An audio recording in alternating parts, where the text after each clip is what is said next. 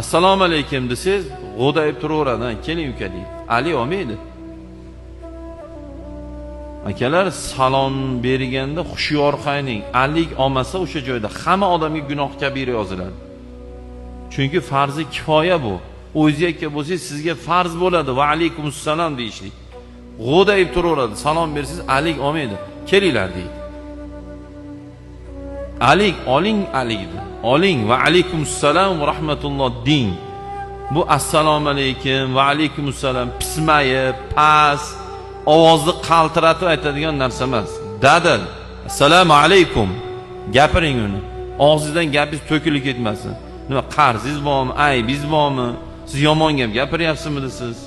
Bu salomlashish bizning faxrimiz bu. Alik, oling, alik. Oling va alaykumussalom va rahmatulloh ding.